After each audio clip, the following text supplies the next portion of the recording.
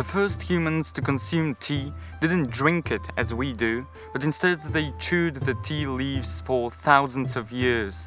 The tea plant originates in southwest China, Tibet and northeast India.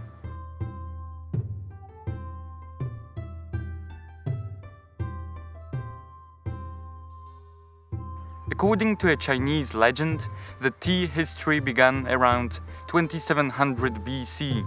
The Emperor Shen Nong was boiling water in his garden when a breeze blew a leaf from an overhanging wild tea tree into his pot. The emperor enjoyed drinking the infused water so much that he was compelled to research the plant further, discovering our beloved beverage. In the early days of tea drinking, the leaves were picked and boiled in water to produce a rather bitter brew. At that point, tea was primarily used as a medicine.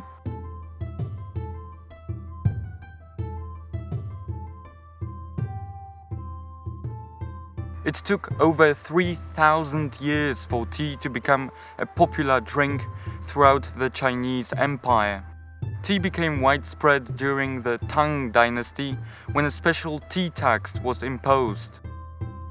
During the Ming Dynasty, the standard form of tea shifted from tea pressed into cakes to dried loose tea leaves. This style of green tea wasn't suitable for the export and traveling outside China, though.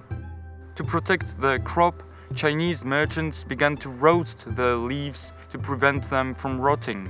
The leaves that were left in the air to oxidize produced black tea. So in fact, green tea is the oldest type of tea, and black tea was invented much later, even though in the West, of course, it's the most popular type of tea, which again is quite fascinating to me.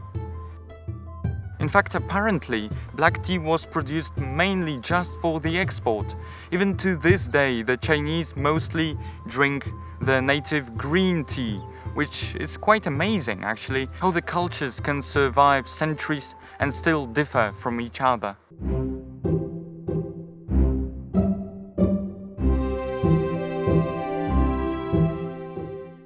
The Dutch were the first Europeans to drink tea, shipping it in 1610. A couple of decades later, tea was introduced to Britain. It arrived just a few years after coffee had reached England. What's fascinating is that tea was to gain popularity through coffee houses, where it was served as a novelty in London. Nonetheless, it wasn't until the beginning of the next 18th century that tea became a common beverage for the upper and middle classes. By the early 1700s, the British East India Company established itself as the dominant trading power and later even monopolized the tea trade with China. The company helped significantly in creating the wealth and power of the British Empire.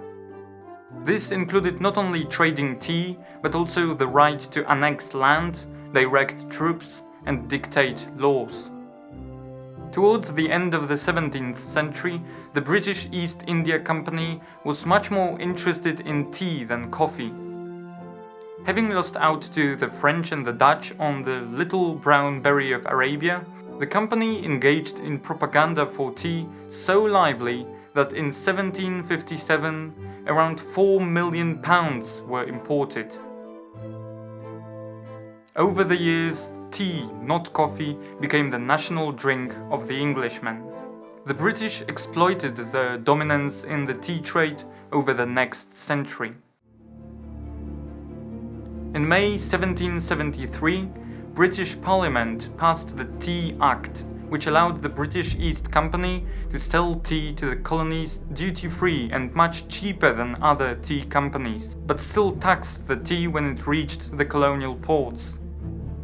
American colonists objected, preaching the idea of no taxation without representation. That is, to be taxed only by their representatives and not by a parliament in which they are not even represented.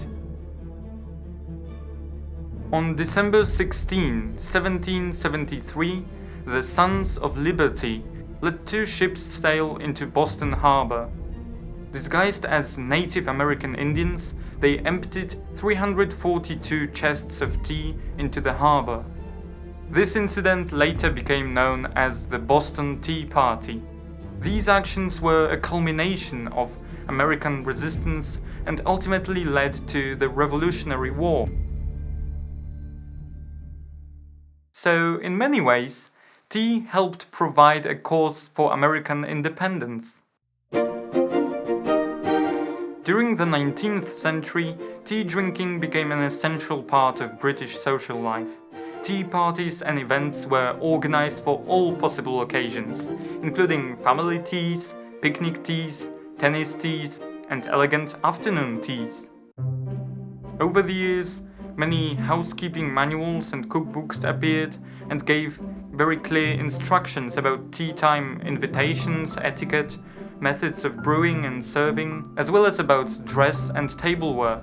In fact, tea party became the very symbol of elegance and prosperity at the time.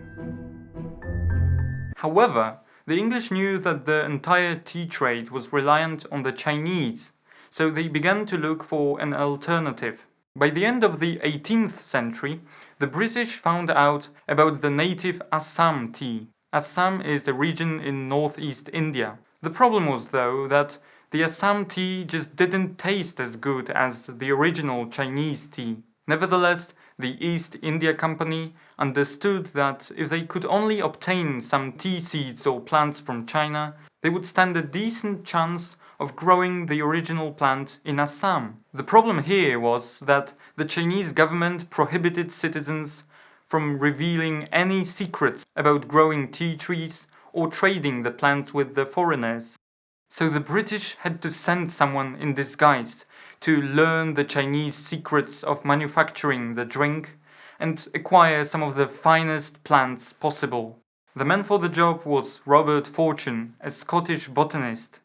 As foreigners weren't allowed to enter the country outside of the trading ports, he disguised as a Chinese citizen. It took him a couple of years, but he managed to send back some tea plants to Assam and learn the arcana of the tea art. The result was mind-blowing. The Indian tea industry grew bigger than the Chinese in a couple of years, and the production costs were much lower. However, as the plantations grew, especially in the latter half of the 19th century, more and more laborers were needed. Indian slaves were being taken from their homes and transported to the tea plantations, where child labor took place. Workers had limited or no access to clean water, they weren't receiving enough food, and disease was common. To sum up, the conditions on these plantations were really harsh and nasty. Even though many problems still exist, it looks much better than it used to. Tea is enjoyed all around the globe, and every culture has its distinctive version.